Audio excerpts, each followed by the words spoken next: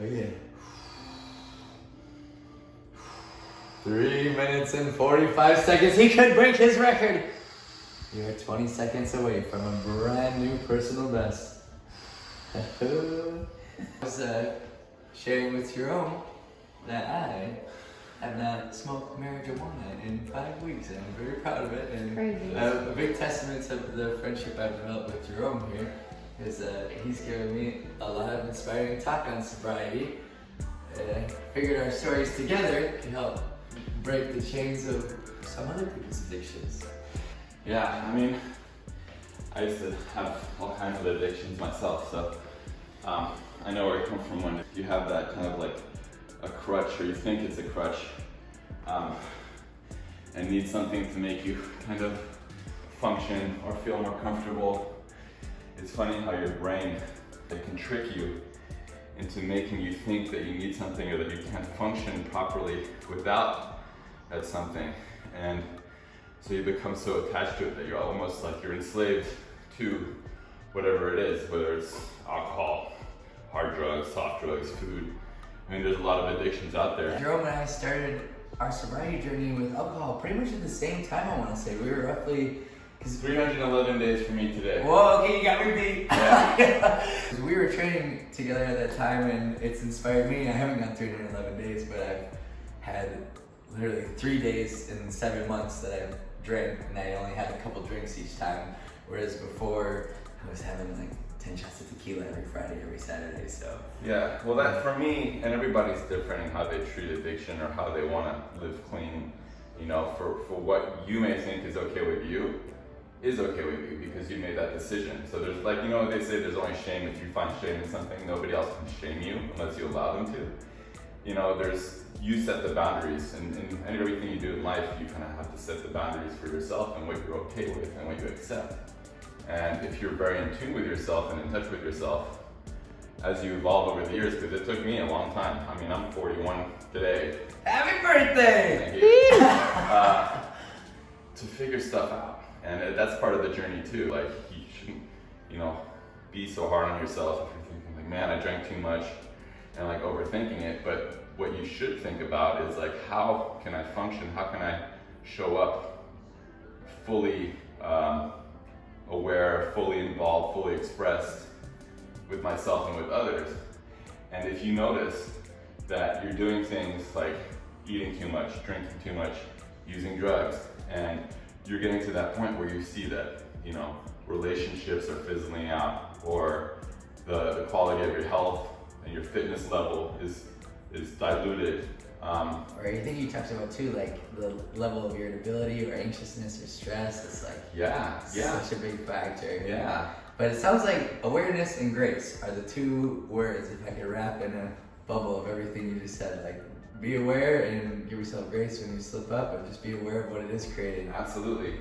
Recovery, like, you know, addiction and recovery in addiction is a journey, and part of addiction is relapse. That's part of the recovery. And being aware of that and allowing yourself to like not just throw in the towel just because you have a relapse situation, again, with any kind of thing that you feel that is a struggle for you to let go of.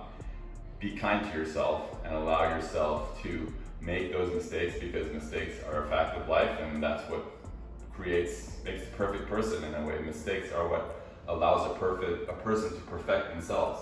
Failing forward. Yes. Yeah. It's funny because with me and my course of addiction was, you know, to still maintain that fitness level or the appearance of fitness, and a lot of things like alcohol and drugs facilitate, you know, it's like a social lubricant to communicate and to be in touch with other people. So for me, it was like working out and doing CrossFit like crazy, and it was great, but I was doing it, you know, as a kind of a justification or rationalization for my behaviors on the weekends and my alcohol consumption and my whatever else I would, you know, partake in. But it was all, you know, functioning for me out of that addiction and kind of justifying it.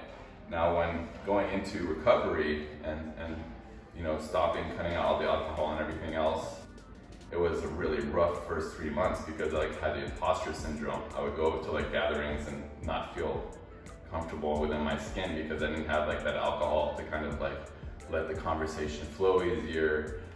And then after that 3-month period, things kind of started to settle down. Like I was realizing a lot of things within myself, feeling comfortable within my own skin, and kind of valuing myself, and the exercise I was doing was for my health and not for my appearance towards other people, and not for a competitive competition with other people, how much weight I can lift as opposed to somebody else, but more for like creating health for me, for my soul, for my spirit, having a cleaner mindset in my exercise, having a cleaner mindset in how I communicate with people without the need of, you know, a social lubricant to make that happen. So you raised my awareness big time on that when we would talk together on just like, hey, I felt awkward, I felt weird. I'm like, me too. yeah. Oh, like, I just had to keep telling myself, Jake, you're fine with that alcohol, you're fine with that alcohol. And I've noticed I've been getting stronger being around others who are doing it each time I have done it. Yeah. So it's good to, it's okay to feel weird if you aren't drinking when everyone else is, but each time you do it, you will build a little more strength.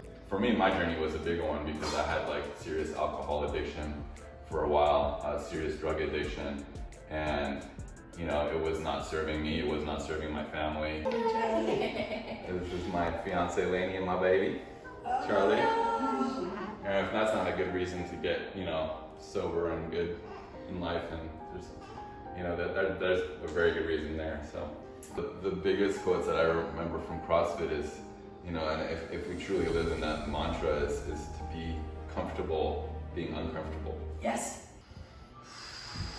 And 4 minutes, and you now have a new record. Oh, 4 minutes and 5 seconds.